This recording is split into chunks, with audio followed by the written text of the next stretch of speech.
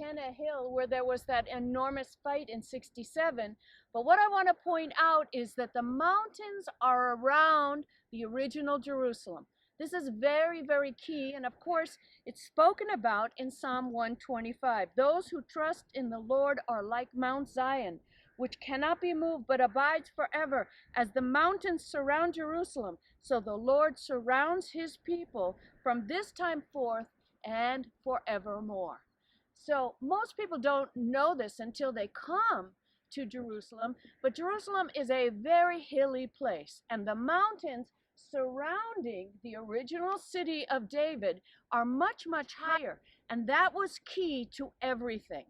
So we're standing on the edge of the Judean desert here. We can see this beautiful reflection of the Dead Sea, which is only 15 miles away, but we're at a height here that is much higher than actually the Temple Mount or the city, which is beneath us here in this low valley below us, which is called the Kidron. That's very essential to the supply of water in the time of the Lord and going up until the time of the British Mandate in 1930.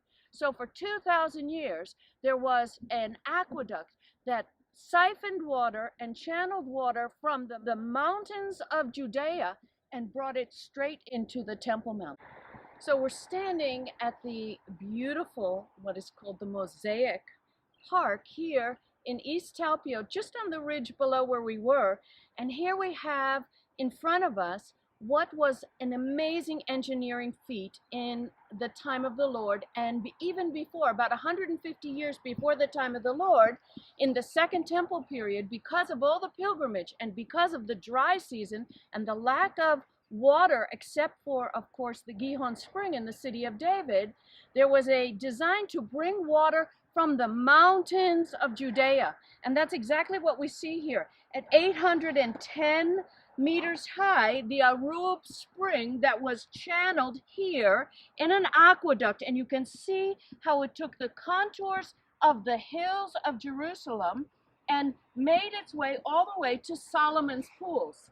Solomon's Pools was the heart of the water system. Here the water was brought together from other springs in the area, and from here the lower aqueduct, and that's what we're standing on right now, is the lower aqueduct will supply water to the Temple Mount and the Old City for 2,000 years. And what I'm standing on is a shaft. The shaft, or the pier as we say, goes down 35 meters to a tunnel that goes right through this hill and comes out on the other side of what is called the Government Hill, where the UN is. And here they circumvented a long extension of the water system and brought it through the mountain in a tunnel. Oh my goodness. And this was more than 2,000 years ago. From here, it will take the line of the Has Promenade, it will go across the Hinnom Valley, and then it will go into the area of the Temple Mount, right through the wall of the Old City today.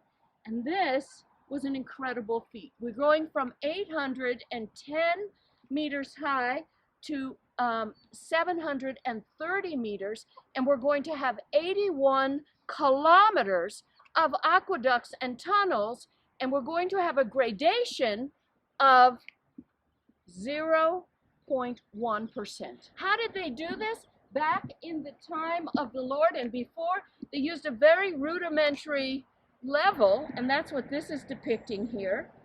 And this is from the Hasmonean and the Roman period. Vitruvius is the one who gave this engineering feat.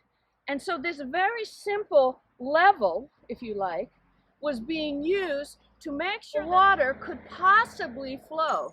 And they had to have it at the slowest possible and the least possible descent to make it 81 kilometers on an aqueduct and through the tunnel that we're standing on all the way to the Temple Mount. When we read the book of Acts and we realize in that day 3,000 were added to their numbers, where did the water come from for all the mikvaot, all the ritual cleansing baths? It came from this aqueduct, and this aqueduct was put here already in the 2nd century BC ready for that amazing revival that happened on the steps of the temple.